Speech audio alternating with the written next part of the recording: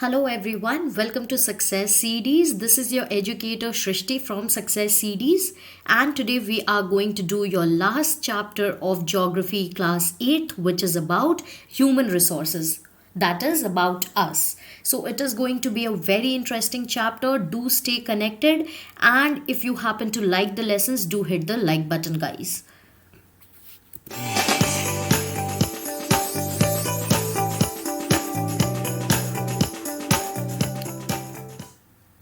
All right, so here we begin with the chapter. As soon as we begin, the first question that arises with regard to this chapter is that what is human resource? So for us to understand all the things revolving around human resource, सबसे पहले हमें क्या समझना होगा कि ये human resource होता क्या है. So basically in every company do you hear of an HR. ठीक है, हम लोग यहाँ से शुरुआत करेंगे. ये जो HR की हम लोग बात करते हैं, इनका रोल क्या होता है एक कंपनी में. काफ़ी अच्छे अच्छे लोग MBA करते हैं in human resource development. Why do they do it? इनकी एक ही ड्यूटी होती है कि इनको बेस्ट टैलेंटेड लोगों को, स्किल्ड लोगों को, नॉलेजेबल लोगों को ढूंढ के निकालना होता है. ठीक है, they have to recruit people who are knowledgeable, who are talented and who are skilled. Basically उन ह्यूमंस को ये लोग चुनते हैं या फिर इंटरव्यू करके उन्हें सिलेक्ट करते हैं जो कि एक रिसोर्स के रूप में काम आए एक ऑर्गेनाइजेशन के लिए. ठीक है, this is with regard to an organization. अब इन जनरल भी अगर हम बात करें, कुछ इंसान अगर अपनी ही बिजनेस कर रहे हैं या फिर कुछ और कर रहे हैं, they can serve as a resource. When can human serve as a resource? हर हालात में एक ह्यूमन रिसोर्स नहीं रहेगा. You and me will not be resources until we are able to do something that is employable या फिर we are able to make a living out of ourselves. ठीक है, इसके लिए स्किल की बहुत ज़रूरी होती है, टैलेंट की बहुत ज़रूरी होती है, नॉलेज की बहुत ज़रूरी होती है. And that is why we always focus कि आप पढ़ाई अच्छे से करो so that you can become something great tomorrow. या फिर आप किसी और चीज़ में एक्सेल कर रहे हो तो do that properly. Why has coding been introduced? क्योंकि that is something that will enable us to be resources for tomorrow. कल की जनरेशन जैसे आज काम कर रही है वैसे नहीं करेंगी. बहुत सारी चीज़ें ऑटोमेटेड हो जाएंगी, right? Automated means everything will become machine based. So in that case humans have to upgrade themselves. They have to know the skills that will be required in the future. So that is why coding has become a necessity. यहीं से हम लोग समझ सकते हैं कि human and resource, what does it mean? It means that लोग एक नेशन के सबसे बड़े रिसोर्स होते हैं, लेकिन उनको कैसे यूटिलाइज करना है, that becomes very important. And हम अपने आप को कैसे रिसोर्सफुल बनाएंगे, that also becomes very important. आज के डेट में आप ये भी देखोगे कि बहुत लोग अनएम्प्लॉयड हैं. Why are they employed? कुछ तो रीज़न इसलिए है कि जॉब अपॉर्चुनिटीज़ नहीं है, बट कुछ रीजंस इसलिए भी हैं कि वो लोग स्किलफुल नहीं हैं, उनके पास नॉलेज नहीं है, टैलेंट नहीं है, या फिर वो पुअर हैं. So there are various categories that we can define when we talk about that. That is why the essence of this chapter is to focus on humans and their abilities. Did you understand the point? ये chapter will focus upon people like you and me, and हम लोग क्या कर सकते हैं एक resource बनने के लिए. और जब हम ह्यूमंस की बात करेंगे तो डेफिनेटली ह्यूमन के इन एंड अराउंड जो भी कंसेप्ट रिवॉल्व करते हैं, we will be looking at that. Okay, so it is people with their demands and abilities that turn them into resources. इसीलिए human resource is the ultimate resource. आपको याद होगा जब हमने रिसोर्स चैप्टर किया था तब मैंने आपको बताया था कि नेचुरल रिसोर्सेज को यूज़ करने के लिए भी ह्यूमंस की ज़रूरत होती है.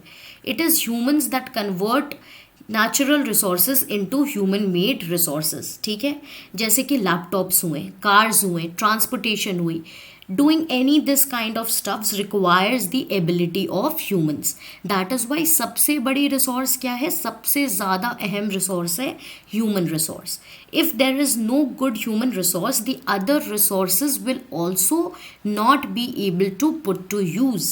जैसे कि हमने in the case of Africa देखा था, डू यू गाइज रिमेंबर और नॉट रिमेंबर? अफ्रीका के कॉन्ट्रास्ट में हमने स्विट्जरलैंड देखा था. What did I tell you about both this countries? I had told you कि स्विट्जरलैंड में कोई रिसोर्सेज नहीं है, फिर भी वो एक बहुत रिच कंट्री है, ठीक है, क्योंकि यहाँ पे ह्यूमन रिसोर्सेज अच्छे हैं. Africa on the contrast has lot of natural resources, बहुत सारी डायमंड माइंस हैं और भी कई सारे रिसोर्सेज हैं, लेकिन यहाँ की पॉपुलेशन पुअर है, ठीक है, अनएजुकेटेड है, that is illiterate.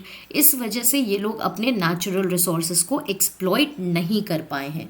So that is the essence of having a good human resource और having your human serving as resources. ठीक है, क्लियर?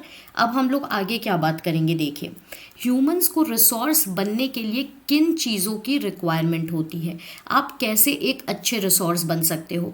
तो जैसे कि आप ये डायग्राम में देख सकते हो, a good teacher will explain good students, they will learn and they will be prepared for the future, right? So education is a must. It is with good education that you will be able to prepare for the future.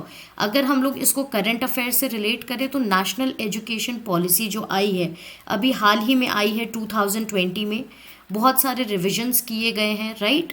बहुत सारी language linguistic basis की भी changes की गई है, mother tongue की introduction हुई है, फॉरेन लैंग्वेज की इंट्रोडक्शन हुई है. Coding has been said to be something that will be required for the present generation. तो इस वजह से एजुकेशन एक बहुत ही इम्पॉर्टेंट फैक्टर होती है.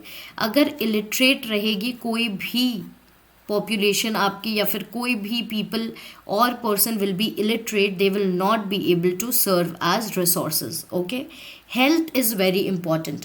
मान लो आप एजुकेटेड हो बट अगर आपकी हेल्थ सपोर्ट नहीं है, if your health is not, if you are not a healthy person, you will not be able to utilize that education. तो यहाँ पे आप देख सकते हो कि good health and wellbeing will lead to a happy heart as well. Okay, motivated रहना बहुत ज़रूरी है. कई बार ऐसा होता है हम जागते हैं, आज मन करता है कि नहीं पढ़ेंगे यार, कुछ मन नहीं कर रहा. कई बार हम जागते हैं, we feel that we will not teach. Okay, some other people will wake up demotivated towards something, but that will only put you behind. Okay, if you start making that an activity, तो आप धीरे धीरे बहुत बहुत पीछे हटते जाओगे. You will not be able to perform well, your output will not be good. Okay, so that is why for us to become resources, हमें हमेशा motivated रहना चाहिए. एक बहुत ही famous saying है, a pen, a teacher, okay, can change the world. So who said this? Do you know of the person who said this? So the lady is Malala Yousafzai. Okay, Malala Yousafzai. You can find out about her if you don't know. She's a lady from Pakistan. She stood up for the education of human beings and especially girls. Okay, she has also won a lot of prize and अब तो ये बहुत ही internationally acclaimed है. तो motivated रहना बहुत ज़रूरी है. उसके अलावा we must have all the good facilities. अगर हमारे पास अच्छा इंफ्रास्ट्रक्चर नहीं रहेगा, अगर हमारे पास अच्छी कंपनीज़ नहीं रहेंगी, अच्छी फैसिलिटीज़ नहीं रहेंगी, तो हमारे लोग स्वस्थ नहीं रहेंगे, हमारे लोग स्किलफुल नहीं रहेंगे, and then they will not be able to serve as resources of tomorrow. So these are some of the requirements for human beings to serve as resources. I hope this is absolutely clear. So now do you know, basically this tells you, this is a fact that tells you कि human resources कितने important है एक देश के लिए. Government of India की अगर हम बात करें तो इनकी एक स्पेसिफिक मिनिस्ट्री है पूरी की पूरी, जो कि ह्यूमन रिसोर्स डेवलपमेंट पे फोकस करती है. इसका मतलब क्या होता है, they are focusing on the quality of their humans. Okay, on the quality of their humans मतलब क्या हो गया, क्वालिटी ऑफ पॉपुलेशन. ठीक है, तो इस मिनिस्ट्री की ड्यूटी क्या है कि ये कई सारे स्किल वाले स्कीम्स लेके आए, स्किल अपग्रेड करवाए लोगों की. ठीक है, एजुकेशन को बेहतरीन करवाए. Okay, improve education. So in this way it tries to bring about certain things that will develop the human resource of a country. ये कब क्रिएट हुई थी, ये 1985 में क्रिएट हुई थी. इनका एम क्या है, पीपल के स्किल्स को इम्प्रूव करना, very very important.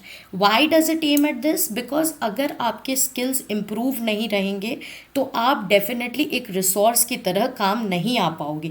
Okay, and given the competition in today's world it is very necessary that we keep upgrading our skills, क्योंकि कई सारे डेवलप्ड नेशंस में there are tremendously skillful people. Okay, so because of this it is very important कि हम भी अपने आप को अपग्रेड करें, अपनी स्किल्स को अपग्रेड करें, ताकि we are also employable, we can also become entrepreneurs. ठीक है, और इसी चीज़ से हम ये चीज़ की अनुमान लगा सकते हैं कि पीपल कितने इम्पॉर्टेंट होते हैं एक देश के लिए, कि बिल्कुल एक मिनिस्ट्री उनके लिए डिवोटेड है। Okay, who is the current human resource development minister for India? So it is mister Ramesh Pokhriyal. It is mister Ramesh Pokhriyal. Okay, he is the current HRD minister, he is the chief. Okay, Ramesh Pokhriyal is the correct answer for this. Schemes for development of humans. अब ऐसे कौन से schemes आई हैं government के द्वारा जो कि इंसानों के स्किल्स को डेवलप करने में लगी हैं? Okay, to develop the kind of abilities that we have. So one of the most important schemes that we can talk about is Pradhanmantri Kaushal विकास योजना। विकास मतलब ग्रोथ, योजना मतलब स्कीम, प्रधानमंत्री मतलब prime minister, and Kaushal here basically means development of the youth. Okay, here what do they aim कि 1 करोड़ ऐसे young population को ये लोग स्किल अपग्रेडेशन करवाएंगे, स्किल अपग्रेडेशन करवाएंगे 1 करोड़ पॉपुलेशन को। और कौन से ईयर से कौन से ईयर के बीच में? 2016 टू 2020, 2016 टू 2020 के बीच ये लोग 1 करोड़ इंडियन यूथ के स्किल्स को डेवलप करवाएंगे। क्या करेंगे ये लोग? ये लोग क्वालिटी ट्रेनिंग प्रोवाइड करेंगे with good trainers. Okay, with this what will happen, आज के डेट में हम लोग देखते हैं कई लोग ग्रेजुएशन भी कर लिए हैं but they don't have the practical knowledge. So this scheme will try to transform the skills that human beings are having. Okay, skill India एक और है कौशल भारत। कुशल भारत मतलब अगर भारत कौशल रहेगा, अगर स्किल्स डेवलप्ड रहेंगे तो कुशल रहेगा। कुशल मतलब खुश। Okay, then there is PMKVY. Okay, and there is a National Skill Development Corporation that has been set up. ये एक कंपनी की तरह काम करती है और ये इंडियंस को स्किल डेवलप करवाने में फोकस करती है। So it is your skills that can make you climb the ladder, नहीं तो आप हमेशा नीचे रह जाओगे। So it is very important to keep improving our skills just as time demands. Okay, now this is about one scheme. I want to ask you whether you can name more such schemes of the government of India. कुछ भी scheme की आपको जानकारी है जो कि skills को develop करने की बात करती हो? So there are various such schemes. One is Dhruv. Okay, I will tell you a few, the rest you will find out. So what is Dhruv? This is Pradhan Mantri innovative मतलब नई सोच, राइट? Innovative learning programme. इसमें क्या किया जाता है? इसमें ये किया जाता है कि आपको ट्रेनिंग और गुड नॉलेज के साथ ये लोग आपकी चिल्ड्रन की स्किल्स डेवलप करवाएंगे। इसके अलावा एक है इक्विप।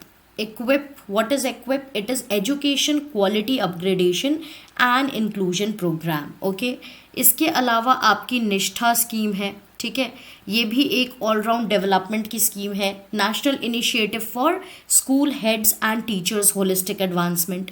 तो इस टाइप की काफ़ी सारी स्कीम्स हैं। इंस्टीट्यूशंस ऑफ एमिनेंस, ठीक है, ये एक ऐसी स्कीम है जिसमें कुछ पब्लिक इंस्टीट्यूट्स को और कुछ प्राइवेट इंस्टीट्यूट्स को रिकॉग्नाइज किया जाता है और ये लोग ट्राई करते हैं कि इनको वर्ल्ड लेवल पे मैच करेंगे। So this is to improve the quality of education in the country, and if you improve the quality of education in the country, then automatically your human resources will develop. Okay, so these are some of the schemes and you will also find out about some of the schemes and let me know. Okay, now moving to distribution of human resources. अब जो ये humans हैं, क्या ये हर तरफ equally distributed है? नहीं, बिल्कुल नहीं। इनफैक्ट जब हम ह्यूमन की बात करें तो बहुत इंपॉर्टेंट हो जाता है वर्ल्ड पॉपुलेशन के बारे में जानने के लिए। वर्ल्ड पॉपुलेशन अगर आप देखोगे तो सबसे ज़्यादा पॉपुलेशन एशिया और अफ्रीका के कॉन्टिनेंट में मौजूद है. Okay, so you can understand that the population is very tilted और इसी के वजह से बहुत ज़्यादा अनइक्वल डिस्ट्रीब्यूशन है. Also apart from all of this, education levels लोगों के बहुत डिफरेंट है अक्रॉस द वर्ल्ड.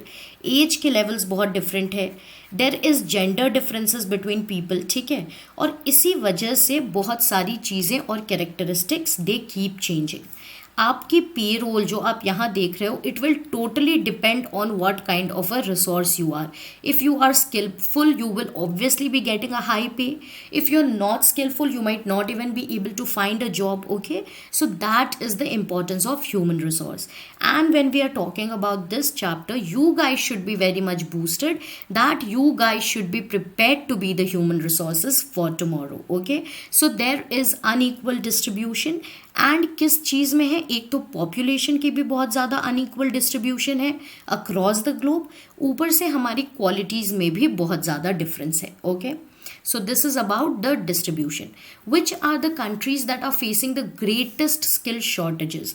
तो ये एक ग्राफ आपको मिला है OECD से. OECD is basically organization for economic cooperation and development. Okay, economic cooperation and development. So this is what this OECD stands for. OECD has listed India as number 2 country which is facing skill shortages. तो आप समझ सकते हो कि हमारे देश में skills को डेवलप करना कितना इम्पॉर्टेंट है. Japan is one of the countries जहाँ पे बहुत ज़्यादा स्किल शॉर्टेज देखने को मिल रही है. Apart from that India. Please have a look at the graph once and have a clear picture as to which countries have good skills and which countries are lacking on their skills. I will give you 1 minute to have a look at it.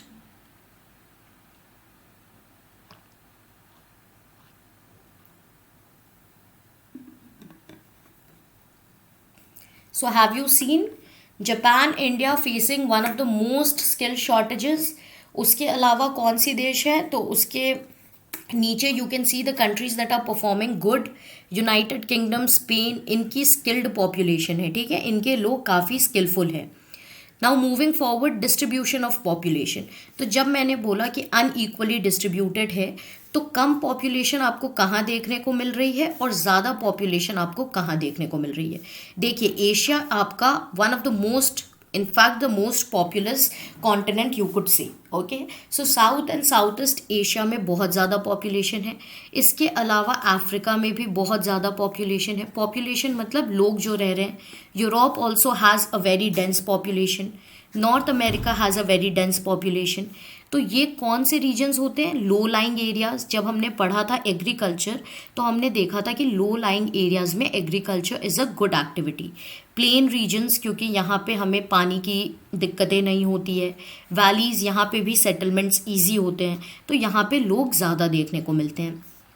कम लोग आपको कहाँ देखने को मिलेंगे? जहाँ पे extreme climatic conditions हो. Okay, such as Antarctica, जहाँ पे all over the year you will find only snow. Chilled winters, Greenland. Okay, यहाँ पे आपको लोग कम देखने को मिलेंगे क्योंकि ह्यूमन लाइफ यहाँ पे बहुत डिफ़िकल्ट होती है. तो कौन से एरियाज आ जाते हैं इसमें? Areas of high latitude, desert like regions, water नहीं रहता. हाई माउंटेन्स, यहाँ पे बहुत cold. Okay, equatorial forest, again very cold. Polar regions हो गए आपके. तो यहाँ पे आपको बहुत कम पॉपुलेशन या जनसंख्या देखने को मिलेंगी. Moving forward, almost 3/4 of the world's people live in 2 continents. जब हम लोग डिस्ट्रीब्यूशन ऑफ पॉपुलेशन की बात करें, तो आप ये समझ जाओ कि 3/4 ऑफ द वर्ल्ड पॉपुलेशन कहाँ रह रहा है. एक तो एशिया में और एक अफ्रीका में. तो आप देख लो कितना अनइवन डिस्ट्रीब्यूशन है. इसको इवन कहेंगे या अनइवन कहेंगे? अनइवन कहेंगे, क्योंकि बहुत ज़्यादा पॉपुलेशन बस 2 जगह में है एंड बाकी जगह you have very less population. So 60% of the world's people they stay in only 10 countries. एंड दुनिया में कितनी कंट्रीज है? You can just have an idea. Of every 100 people in the world, how many live in Asia? देखिए, जो ये yellow heads आपको दिख रहे हैं, ये एशिया में रहते हैं. ये कुछ ही लोग आपके यूरोप में रहते हैं, इतने जो आप देख पा रहे हो. ठीक है, अफ्रीका में भी आप देख लो कितने ज़्यादा लोग हैं. सेंट्रल एंड साउथ अमेरिका में you just have this many. Northern America में दिस मैनी. ओके, एंड यहाँ पे which is Australia, New Zealand, Pacific island, you just have 1 person. And this is about the comparison when we talk about 100 people. When you take about the entire population, so you can imagine, okay? So Asia is also where India is located, and that is why you can understand why we are the second most populous country in the world. More people live north of the equator than south of the equator. Why? अब मैंने तो बहुत सारी चीज़ें बोल दी. अब एक question है कि सबसे ज़्यादा लोग नॉर्थ में रहते हैं इक्वेटर के, इक्वेटर जो बीच वाली लाइन होती है, then south of the equator. ऐसा क्यों है? Can you think of some reasons? Based on whatever I have told you, you should be able to identify at least some reasons. क्यों रहते हैं नॉर्थ ऑफ द इक्वेटर? देखिए, first of all तो अगर आप समझोगे तो जोग्राफिकल फैक्टर्स आ जाते हैं, ठीक है. नॉर्थ ऑफ द इक्वेटर क्या है? ज़्यादा land is available, more land, okay. So obviously more land रहेगी तो मोर पॉपुलेशन हो जाएगी. तो ये तो एक रीज़न हो गई. इसके अलावा क्या होता है? क्लाइमेटिक फैक्टर्स यहाँ पे बहुत ज़्यादा सूटेबल है, ठीक है. Climate is suitable in the north. Water facilities are better, water facilities are better, okay. Apart from all of this क्या हो सकता है? क्लाइमेट मैंने आपको बता दिया, ठीक है. 68% ऑफ द पॉपुलेशन अगर ये सारे फैक्टर्स नहीं भी होते तो भी नॉर्थ में रहते, क्योंकि नॉर्थ में लैंड ऑटोमेटिकली ज़्यादा है. Even if you don't take into consideration anything else, तो 68% जो वर्ल्ड की लैंड है that is located in the northern hemisphere. इसी वजह से लोग ज़्यादातर नॉर्दर्न हेमिस्फेयर में रहते हैं, ठीक है. सो टेम्परेचर हो गया, फर्टाइल लैंड हो गया, आपका वाटर हो गया, रेनफॉल की डिस्ट्रीब्यूशन हो गई, ये सारी चीज़ें नॉर्थ ऑफ द इक्वेटर में ज़्यादा सूटेबल है. इसीलिए ज़्यादा लोग नॉर्थ में रहते हैं rather than living in the south. Now what do you mean by density of population? Population तो हमें समझ आ गया, number of people living in a given territory, B it a country या स्टेट. तो आप जिस चीज़ को डिफाइन कर रहे हो उस जगह की पॉपुलेशन को आप देख लोगे. अब डेंसिटी ऑफ पॉपुलेशन क्या हो गया? हर स्क्वायर मीटर में कितने लोग रह रहे हैं, that is the density of population. अगर कम लोग रहेंगे तो वो कम कंजस्टेड रहेगा, अगर ज़्यादा लोग रहेंगे तो हम क्या कहेंगे? बहुत ही कंजस्टेड है. That means the density of population is very high.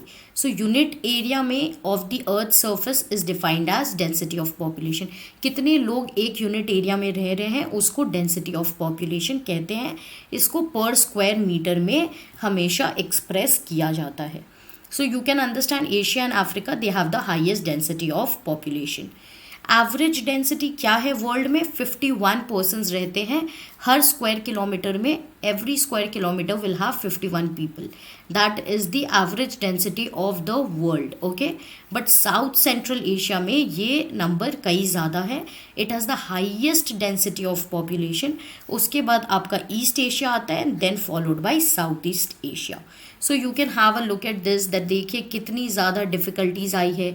Glaciers melt होने लग गए हैं क्योंकि पॉपुलेशन ने बहुत सारी चीज़ों को चेंज कर दिया है. क्लाइमेट चेंज होने लगा है अब, right. So that has also led to melting of glaciers. You can see the houses that are being built, they are built so closely.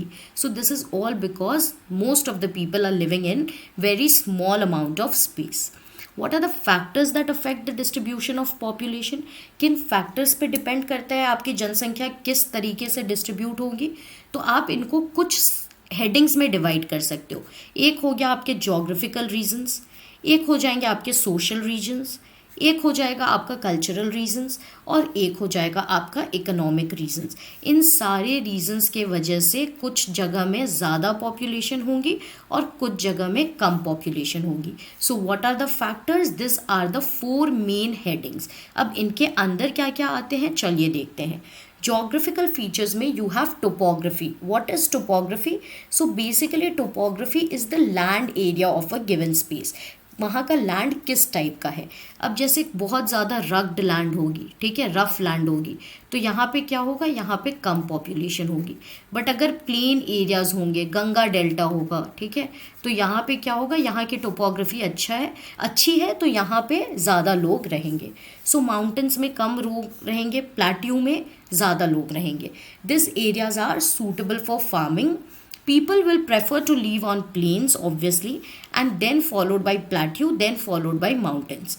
Because plains में क्या होता है, फार्मिंग एक्टिविटीज़ भी ईजी होती है, मैन्युफैक्चरिंग भी ईजी होती है, क्योंकि आपको लेवल लैंड मिलता है, ठीक है, एक ही तरीके का आपको लैंड मिलता है, ना कि बहुत ज़्यादा hotchpotch. So that is why you will be able to carry out the economic activities very properly. अब इस माउंटेन के ऊपर अगर आपको जा करके रहना हो तो imagine how difficult it is going to be for you.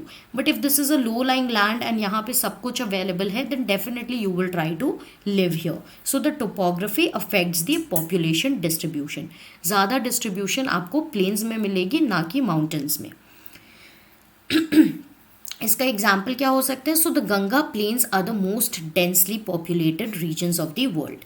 कहाँ पे आपको लेस पॉपुलेशन देखने को मिलेंगी? सो एंडीज, एंडीज कहाँ हो गया? Andes are a mountain chain in South America, ठीक है। तो साउथ अमेरिका की अगर आप मैप देखोगे तो आपको दिख जाएंगे एंडीज माउंटेन्स। आल्प्स कहाँ पे? Alps are a mountain chain in the Europe region. सो ये सारे एरियाज और हिमालयाज जो कि आपको नेपाल, इंडिया यहाँ पे देखने को मिलते हैं, यहाँ पे आपको कम पॉपुलेशन देखने को मिलेगी, क्योंकि ये बहुत ज़्यादा माउंटेन एरियाज हो गए और यहाँ पे सेटलमेंट कई ज़्यादा डिफ़िकल्ट हो जाती है। कमिंग टू क्लाइमेट, अब क्लाइमेट किस तरह का आप प्रेफर करोगे? जहाँ पे थोड़ा सा मॉडरेट क्लाइमेट हो, ना ही बहुत गर्म ना ही बहुत cold, right. It should not be the Arctic region also and it should not be the Sahara desert also, है ना। It should be somewhere in between where you can adapt, where human beings can adapt. So we avoid extreme climates. जहाँ पे extreme climates होंगे वहाँ पे definitely population कम हो जाएगा। Example Sahara desert, it is the third largest desert in the world after Antarctica and Africa. And अगर आप हॉट डेजर्ट की बात करो तो ये लार्जेस्ट है, ठीक है। सहारा डेजर्ट कहाँ पे है? ये अफ्रीका में है।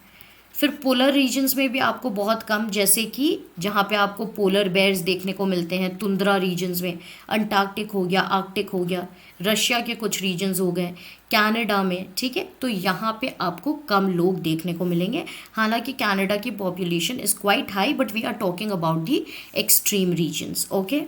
मूविंग फॉरवर्ड, और क्या जोग्राफिकल फीचर्स होते हैं? So water is one more important thing.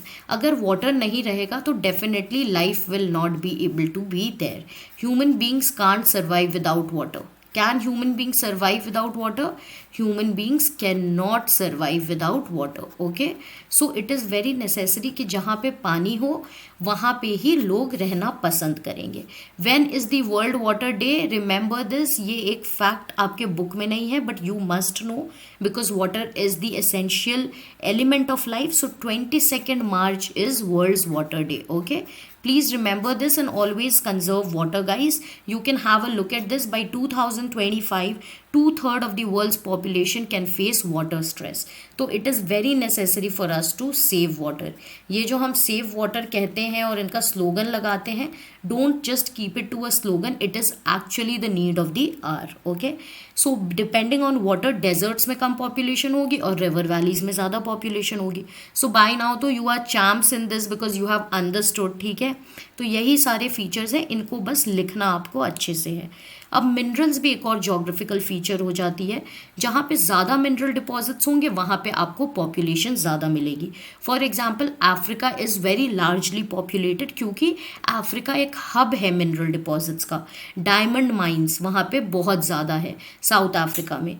And discovery of oil middle east में, जैसे कि दुबई, कतार, ओमान, ये सब में, ये सब रीजंस के वजह से लोग वहाँ पे सेटल हो गए और कई ज़्यादा रुपए भी कमा लिए। So minerals in a given area also determine its population. Coming to social factors, तो जोग्राफिकल फैक्टर्स हमने देख लिए। अब सेकेंड हेडिंग क्या है कि सोशल फैक्टर्स भी अफेक्ट करती हैं कि आप कहाँ पे सेटल होगे। फॉर एग्जांपल, जहाँ पे आपको हाउसिंग फैसिलिटीज़, एजुकेशन फैसिलिटीज़ और हेल्थ फैसिलिटीज़ अच्छी मिलेंगी, वो एरियाज ज़्यादा पॉपुलेटेड होंगे। फॉर एग्जांपल मेट्रोपॉलिटन्स हो गए, पुणे, मुंबई, दिल्ली, ओके। बेंगलुरु, यहाँ पे कंपनीज है तो लोग यहाँ सेटल हो जाएंगे, rather than settling in the rural areas, right, rather than settling in the rural areas people will move towards this places because everybody wants a good standard of living, everybody wants to study in better spots. तो आप देखोगे कि जो ये metropolitan cities हैं इनकी population हमेशा ज़्यादा डेंस रहेंगी compare to any other place.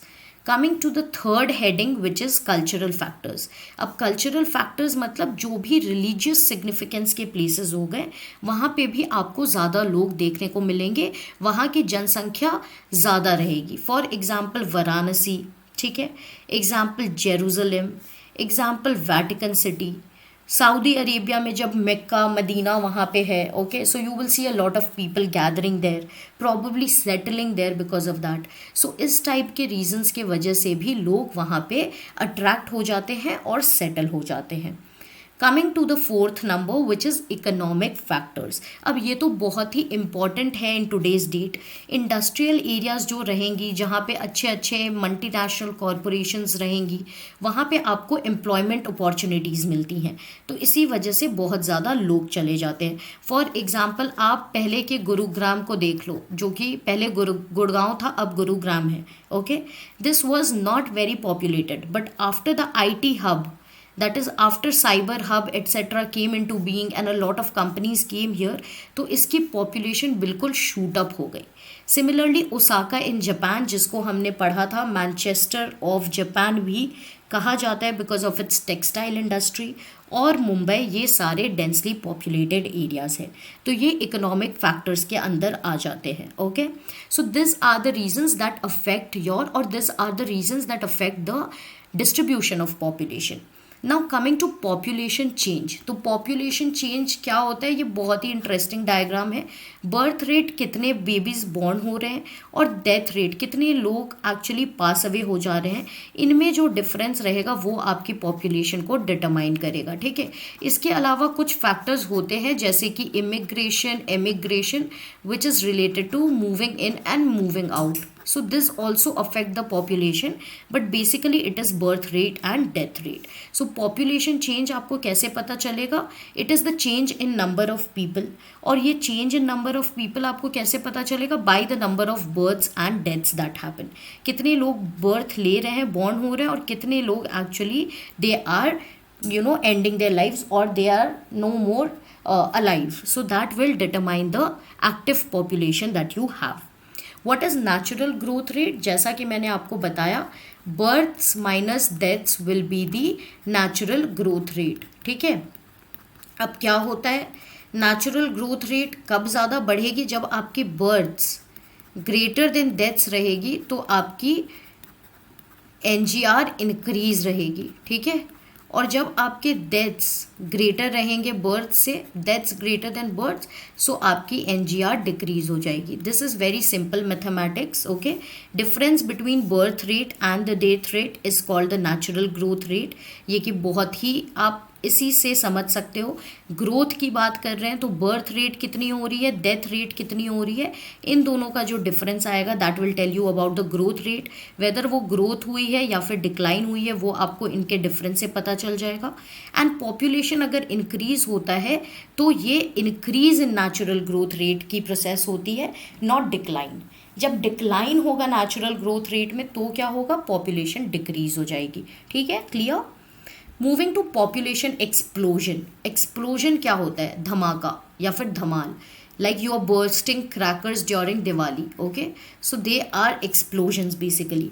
कोई भी बॉम्ब्स अगर बर्स्ट कर दिए जा रहे हैं किसी प्लेस में तो वो एक्सप्लोजन हो गए। तो यहाँ पे पॉपुलेशन के कंटेक्स्ट में अगर आप एक्सप्लोजन की बात करो तो एक अचानक से बढ़ जाना या फिर धमाल हो जाना, ठीक है। तो बहुत टाइम तक वर्ल्ड की पॉपुलेशन बहुत स्लोली ग्रो की थी, बट 1820s तक क्या हुआ, वर्ल्ड की पॉपुलेशन 1 बिलियन पहुंच गई, और उसके कुछ समय बाद 100 years एंड 150 years के बाद वर्ल्ड की पॉपुलेशन बिल्कुल डबल हो गई, डबल भी नहीं ट्रिपल हो गई, 3rd बिलियन पहुंच गई। This is often called population explosion. इसका मतलब आपकी पॉपुलेशन इतनी ज़्यादा गति से भाग रही है या बढ़ रही है कि उसे एक एक्सप्लोजन की तरह देखा जा रहा है। What is the current Indian population right now? You could say approximately 136 crores is the population of India. China का क्या होगा? अबाउट 139 और 140। So very soon we are going to become the most populated country in the world. That is the kind of population explosion that we are having. अब क्या reasons हो सकती है population की इतनी बढ़ने की वजह क्या हो सकती है? फूड सप्लाईज ऑब्वियसली इंक्रीज हो गए हैं, जैसे कि आपने ग्रीन रेवोल्यूशन में देखा था। ग्रीन रेवोल्यूशन के पहले कई लोग मर गए थे, उसके बाद ग्रीन रेवोल्यूशन से कई लोगों को फूड की अवेलेबिलिटी होने लगी तो आपकी पॉपुलेशन ज़्यादा दिखी, ठीक है। मेडिकल फैसिलिटीज़ इंप्रूव हो गए हैं तो लोगों के डेथ रेट्स कम हो गई हैं। Age of living has increased, ठीक है। पहले लोग अगर 60 ईयर्स तक जी सकते थे तो अब 80 ईयर्स तक भी जी पा रहे हैं because of better medical facilities. Life expectancy is that we call what we call it. What is life expectancy? कि कितनी आप एक्सपेक्ट कर सकते हो कि आप कितने साल जी लोगे। What can be your life, that is your expectation, and that is the years, like the number of years you expect to live is your life expectancy। तो ये इंक्रीज हो गई है, जो कि मैंने आपको 60 और 80 के एग्जाम्पल से बताया। कई ज़्यादा टेक्नोलॉजिकल एडवांसमेंट्स आ गए हैं। हेल्थ फैसिलिटीज़ ऑब्वियसली जो हमने लिखा कि बेटर मेडिकल फैसिलिटीज़, तो इन सारी रीजंस की वजह से पॉपुलेशन एक्सप्लोड हो गया है। Coming to important terminologies, when we talk about population, we definitely need to understand some of the important terminologies, which is the important terms. तो life expectancy क्या होती है याद नहीं करना है, ठीक है students. You have to just understand the word expectancy and life. मतलब आप किसी चीज़ को एक्सपेक्ट कर रहे हो। किस चीज़ को एक्सपेक्ट कर रहे हो? लाइफ को एक्सपेक्ट कर रहे हो। मतलब आप अनुमान लगा रहे हो कि मैं करीबन इतने साल जी जाऊंगा। So you can have a look at this picture that people of this age you see wrinkled hands and wrinkled fingers but yet they are surviving. So it is the number of years that an average person can expect to live. जब हम लोग एक country की life expectancy निकालते हैं तो हम लोग हर इंडिविजुअल को नहीं गिनते बल्कि हम लोग इनका एवरेज लेते हैं, ठीक है। तो एवरेज पॉपुलेशन आपकी कितने ईयर्स जी सक रही है, that is the life expectancy. Birth rate किसे कहते हैं? कितने लाइव बर्थ्स हो रहे हैं per 1000 people, okay. This you need to remember, not 100 people per 1000 people. Number of deaths per 1000 people is the death rate.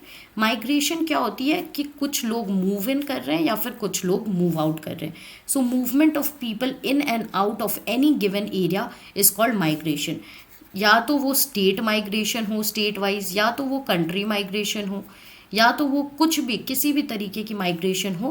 That can be city में आप migrate कर रहे हो तो it can be any thing, okay. But it is the movement of people. या तो कुछ लोग अंदर आएंगे या तो कुछ लोग बाहर जाएंगे and that will be known as migration. So is migration a factor for population change? Very very easy to understand. Obviously कुछ लोग कभी कभी एक कंट्री में देश में आते हैं, कुछ लोग कभी कभी एक देश से निकल के दूसरे देश में जाते हैं।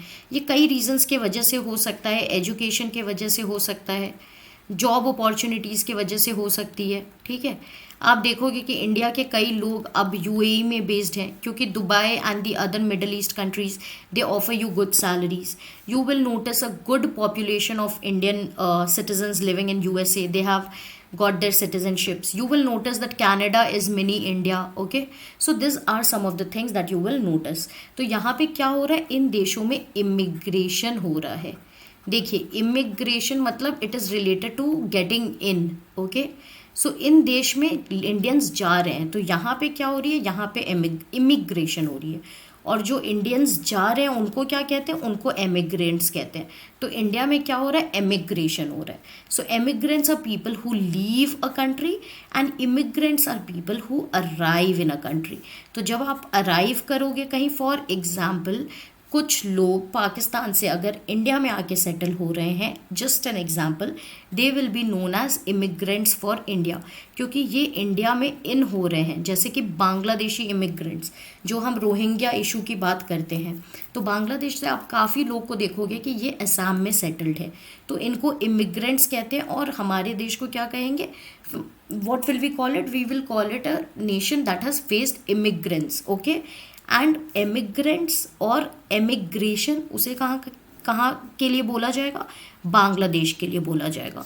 So I hope this is also clear to you. Okay, if you're moving out then you are known as immigrant, E. Okay, and I for immigrant, I for coming in.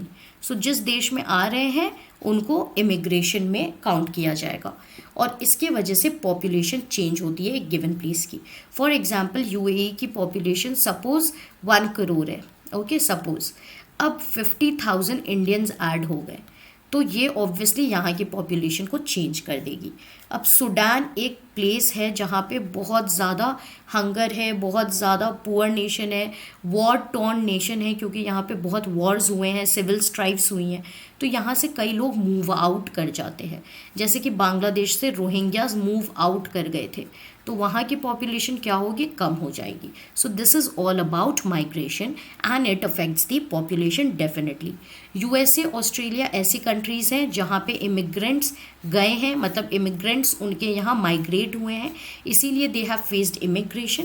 और सूडान एक ऐसी country है जहाँ से लोग बाहर निकले हैं इस देश से और दूसरे देशों में गए, इसीलिए यहाँ पे आउट माइग्रेशन हुई है, known as immigration. I hope this is clear. See, this is coming in and this is going out. What do you need for all of this? You need passport to travel between two nations. Okay, immigration and emigration is generally used in context of abroad travels, but definitely you can use it in general context as well. Reasons क्या होते हैं migration के, बता दिया मैंने. Better employment opportunities, बहुत ज़्यादा construction है मिडल ईस्ट में तो सिविल इंजीनियर्स की रिक्वायरमेंट होती है, ये लोग वहाँ जाके सेटल हो जाते हैं. ठीक है.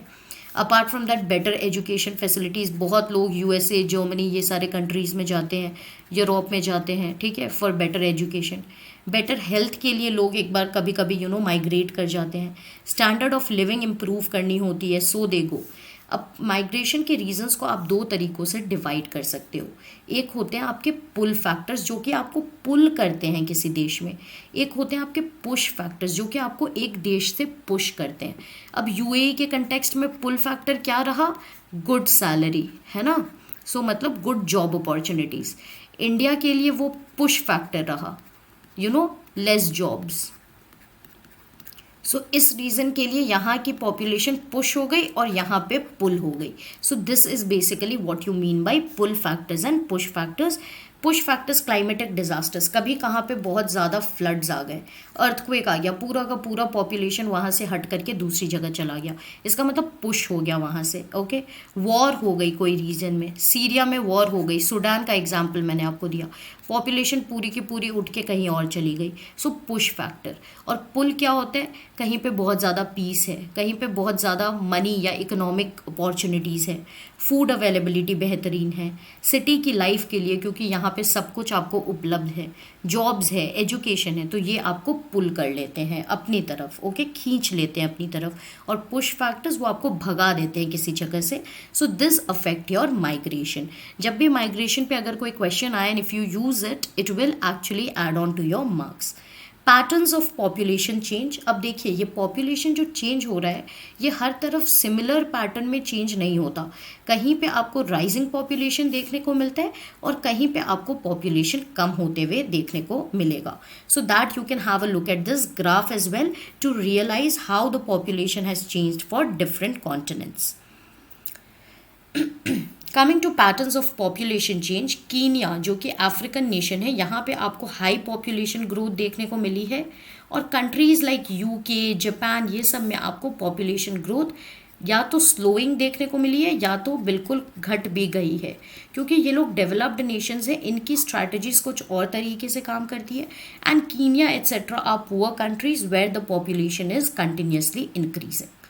सो is a crowded country more economically developed. अगर मैं आपसे सवाल पूछूं कि जिस देश में ज़्यादा लोग हैं तो क्या वो इकोनॉमिकली ज़्यादा डेवलप्ड होगी, क्योंकि लोग तो डेफिनेटली उनके पास ज़्यादा रहेंगे काम करने को. So will it be more developed.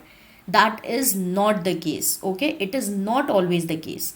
कभी कभी ऐसा हो सकता है डेफिनेटली कि आपके पास ज़्यादा पॉपुलेशन है काम करने को, so you will be able to get the benefit of it.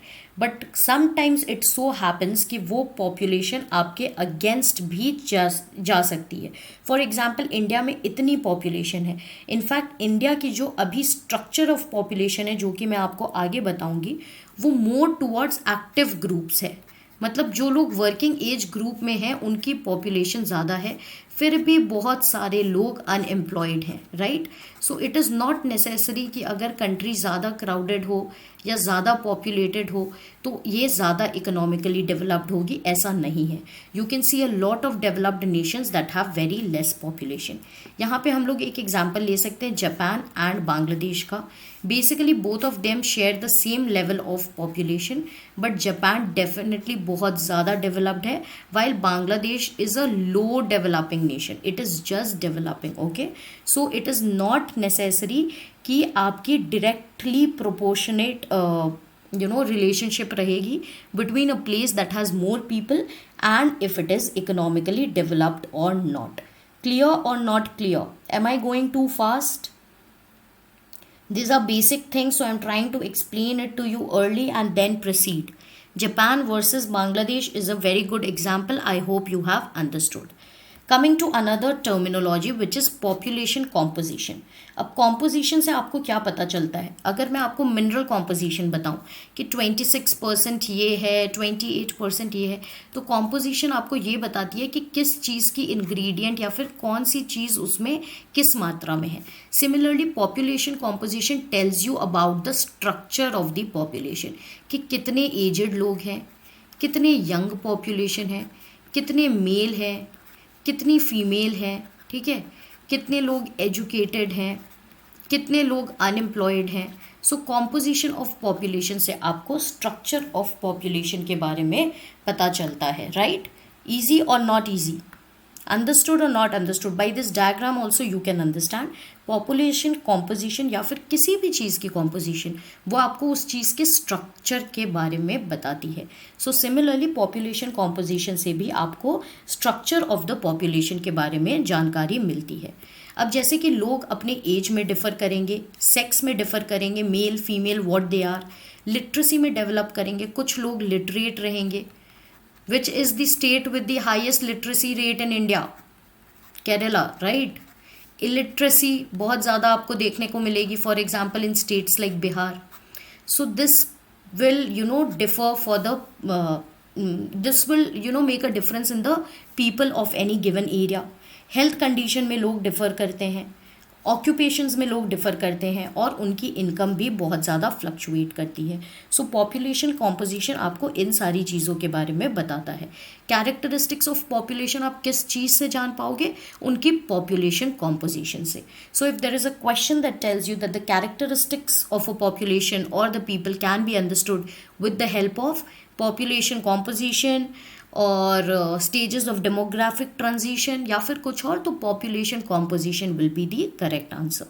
How does the population composition help us? जैसे कि मैंने आपको बताया, आपको ये बता देगा कि कितने मेल है, कितने फीमेल है, कौन सी एज ग्रुप में लोग बिलोंग कर रहे हैं, कितने एजुकेटेड हैं. फॉर एग्ज़ाम्पल, इंडिया को आज के डेट में एक टर्मिनोलॉजी बहुत ज़्यादा यूज़ की जा रही है with regard to India, which is the terminology of demographic dividend. अब ये क्या है?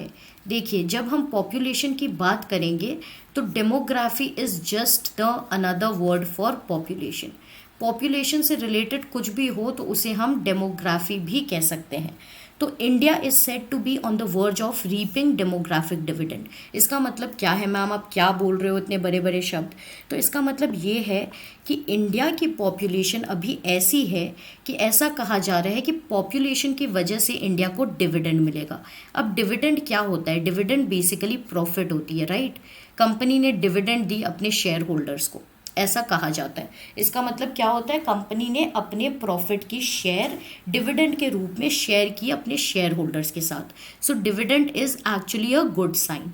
तो अब यहाँ पे क्या चीज़ का डिविडेंड मिल रहा है? डेमोग्राफी का डिविडेंड मिल रहा है. इसका मतलब क्या है कि इंडिया में अभी जो है इंडिया में अभी 15 to 60 के जो एज ग्रुप के लोग हैं वो सबसे ज़्यादा हैं। ये एज ग्रुप क्यों इम्पॉर्टेंट होती है? क्योंकि ये एक्टिव वर्किंग पॉपुलेशन की एज ग्रुप होती है। एक्टिव वर्किंग पॉपुलेशन की एज ग्रुप ये होती है। ओके, लेस देन 15 क्या होगा? लेस देन 15 ऐसे होंगे कि बिल्कुल बच्चे होंगे, they will not be able to work, ये डिपेंडेंट पॉपुलेशन है। ग्रेटर देन 60 क्या होगा? Senior citizens. तो ये आपकी इकोनॉमी पे एक्चुअली बर्डन होते हैं क्योंकि ये काम नहीं करते, right? And this is the age group that is basically can get into some form of work, या फिर they are in the higher level of studies and will be working instantly. तो ये आपकी एक्टिव वर्किंग पॉपुलेशन होती है। India में अभी जो पॉपुलेशन जो मैंने आपको 135 करोड़ का बताया, उसमें सबसे ज़्यादा अधिकतर लोग 15 to 60 के एज ग्रुप में बिलोंग करते हैं। दैट इज़ वाई ऐसा कहा जा रहा है कि इफ़ इंडिया यूटिलाइजेस दिस, तो फिर India will reap demographic dividend. Reap मतलब as you sow you reap, सुना है ना? जैसा आप सो करोगे, that is how will you plant something and उसी का फल आपको मिलेगा। अगर आप if you sow something bad, you will get bad in return, you can't expect roses. तो बेसिकली मैं इसमें आपको अच्छा एग्जाम्पल नहीं दे पाई हूँ, but this is the quote, as you so shall you reap. तो रीप मतलब किसी चीज़ को पाना। तो demographic dividend with regard to India means this. और ये डेमोग्राफिक डिविडेंड हम लोग कैसे बता पाए? जब हमें पॉपुलेशन कॉम्पोजिशन पता चला। कॉम्पोजिशन के थ्रू ही हमें पता चला कि हमारी सबसे ज़्यादा अधिकतर पॉपुलेशन 15 to 60 के एज ग्रुप में है। सो हम लोग ये डिविडेंड पा सकते हैं if we utilise this population. Coming to population composition से और सब क्या चीज़ें हमें पता चलती है कि किस ऑक्यूपेशन में लोग एंगेज्ड हैं, मतलब क्या कर रहे हैं वो लोग, क्या जॉब्स में हैं, उनके इनकम की लेवल्स क्या हैं और उनके हेल्थ कंडीशंस क्या हैं। क्योंकि पॉपुलेशन कॉम्पोजिशन से आपको सारी कैरेक्टरिस्टिक्स पता चल जाती है एक जगह के एक पॉपुलेशन के बारे में, that is the people living in that area. You get to know everything about it. Now coming to population pyramid. Pyramid basically क्या होता है? तो ये 3 तरीके का है, इससे हमें पॉपुलेशन कॉम्पोजिशन की पता चलती है। तो पॉपुलेशन कॉम्पोजिशन पता करने के लिए हमें क्या जानना ज़रूरी है? पॉपुलेशन पिरामिड के बारे में जानना ज़रूरी है कि किस टाइप का पिरामिड है। उससे भी हम लोग अनुमान लगा सकते हैं कि पॉपुलेशन किस टाइप की है, पॉपुलेशन कॉम्पोजिशन किस तरह फेवरेबल है, अनफेवरेबल है, what is it. It is also known as age sex pyramid, क्योंकि वो हमें मेल और फीमेल और किस एज ग्रुप में पीपल बिलोंग करते हैं उसके बारे में बता देती है। अब देखिए, फर्स्ट चीज़ जो आप यहाँ पे देख पा रहे हैं वो है कि broad at the base and narrow at the top. तो यहाँ पे क्या होता है? यहाँ पे बर्थ रेट भी हाई रहती है और डेथ रेट भी हाई रहती है। तो ये ब्रॉड है और ये नैरो होते जाता है ऊपर। और यहाँ क्या है? स्लो ग्रोथ है और ये नेगेटिव ग्रोथ, जहाँ पे आपकी बर्थ रेट भी लो है और डेथ रेट भी बहुत लो हो जाती है या फिर ज़्यादा रहती है बर्थ रेट से, तो आपकी पॉपुलेशन नेगेटिव रहती है। Coming forward, we will understand better. Shape of the population pyramid will tell us about the people living in that country. जिस टाइप का शेप होगा पिरामिड का, उस टाइप से उसी से आपको पता चल जाएगा कि किस टाइप के लोग या फिर किस स्ट्रक्चर के लोग उस देश में रह रहे हैं। For example, numbers of children below 15 years उनको नीचे दिखाया जाएगा and that will reflect the level of births. अब 15 ईयर्स के नीचे जो बच्चे हैं उनको आपको पिरामिड में नीचे दिखाया जा रहा है। अगर ये ब्रॉड होगा इसका मतलब आपका बर्थ रेट ज़्यादा है, अगर ये नैरो होगा तो आपकी बर्थ रेट कम है।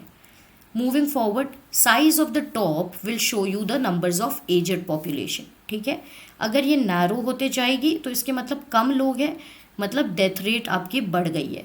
और अगर ये भी ब्रॉड रहेगी ऊपर भी और नीचे भी, इसका मतलब बर्थ रेट भी हाई है और डेथ रेट भी आपकी हाई है। नहीं, sorry, 1 second. If it will be broad, that means death rate. Okay, yeah. So this is about the pyramid. It tells us how many dependents are there in a country. अब dependents कौन होते हैं? 2 तरीके के dependents होते हैं। एक तो children जो कि below 15 years होते हैं क्योंकि ये अपने पेरेंट्स पे डिपेंड करते हैं, और एक elderly होते हैं जो कि अपनी फैमिलीज पे डिपेंड करते हैं क्योंकि ये ओल्ड एज में आ गए हैं और अब ये उतने हेल्दी नहीं रहते। और बिटवीन 15 to 65 क्या है, वर्किंग एज पॉपुलेशन है। और इंडिया में सबसे ज़्यादा लोग अभी इस पॉपुलेशन के हैं, इसीलिए मैंने आपको वो डेमोग्राफिक डिविडेंड वाली चीज़ बताई। शेप्स ऑफ द पिरामिड, अब देखिए, broad at base, narrows at top. यहाँ पे ब्रॉड है और यहाँ पे नैरो हो गई। इसका मतलब क्या, इसका मतलब बर्थ रेट भी हाई है और डेथ रेट भी हाई है, क्योंकि लोग यहाँ पे कम हो गए, राइट। सो डेथ रेट भी हाई है, बर्थ रेट भी हाई है। यहाँ ब्रॉड है, यहाँ नैरो हो गई। नैरो का मतलब क्या, नैरो का मतलब कम पॉपुलेशन है। अगर एजेड लोगों की कम पॉपुलेशन क्यों है, क्योंकि डेथ रेट हाई है। Sorry. So many children are born but large percentage of die. Basically ये पॉपुलेशन पिरामिड जो है, इसको ना स्टेजेस ऑफ डेमोग्राफिक ट्रांजिशन भी कहा जाता है।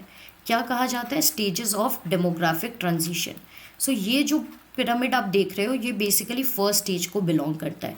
ट्रांजिशन मतलब चेंज और डेमोग्राफिक मतलब पॉपुलेशन कैसे चेंज हो रहा है। तो ये बेसिकली डेवलप्ड और डेवलपिंग नेशंस में देखा जाता है कि बर्थ रेट भी आपका ज़्यादा है, लेकिन आपके पास हेल्थ फैसिलिटीज़ उतनी अच्छी नहीं है, तो डेथ रेट भी ज़्यादा है।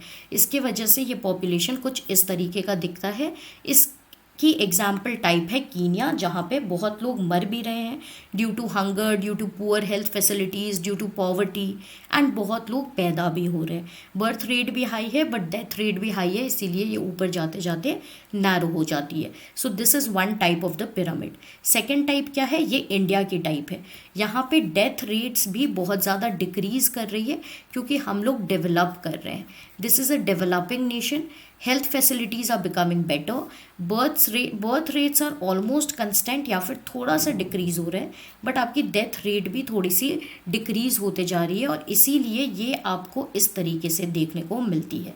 सो आप इंडिया का यहाँ पे देख सकते हो कि ये ना कि बहुत ज़्यादा ब्रॉड है और ये भी बहुत ज़्यादा आपको टेपर करता हुआ नहीं नज़र आएगा।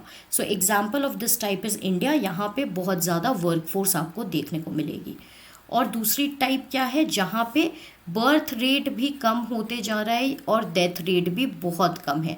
तो ये कौन से नेशंस का होता है एग्जाम्पल, ये डेवलप्ड नेशंस का, क्योंकि ना तो ये लोग ज़्यादा बर्थ्स गिव करते हैं और ना ही इनके कंट्रीज़ में जल्दी से डेथ्स देखने को मिलते हैं, क्योंकि इनके पास बहुत एडवांस टेक्नोलॉजी रहती है। सो इनकी क्या हाई रहती है, what is high in this countries, in developed countries life expectancy is very high. Life expectancy मतलब number of years people are living is very high. इसकी एक एग्जांपल जो नैरो एट द बेस वाली की example हो सकती है Japan, क्योंकि यहाँ पे बहुत कंट्रीज़ डेवलप्ड हैं।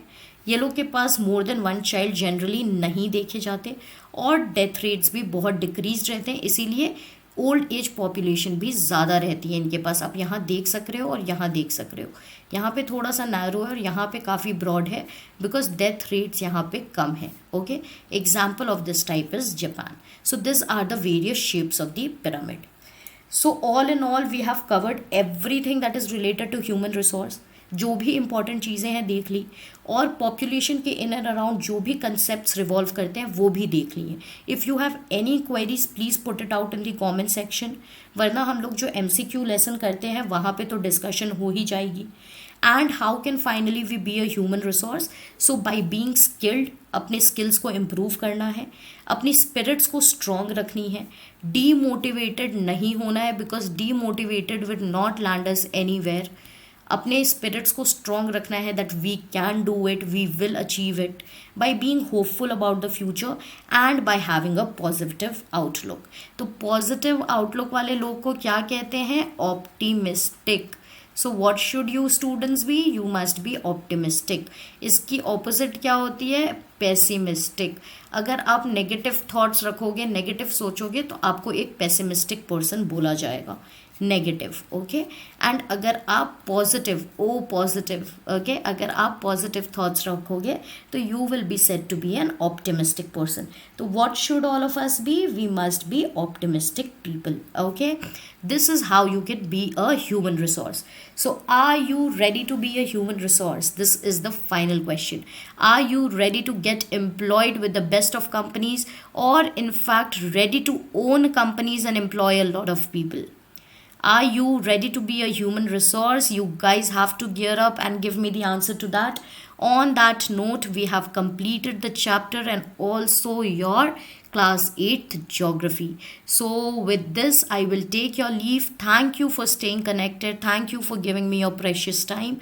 And you can follow us, that is Success Series, on Facebook, on YouTube, on Instagram, and also on Twitter. Okay, so if you're liking what Success Series is doing for you, please lend out your support to us and definitely leave us your feedback. Taking your leave now and hoping to meet you soon with the next set of lessons. Till then, bye bye and stay safe, guys. Thank you so much.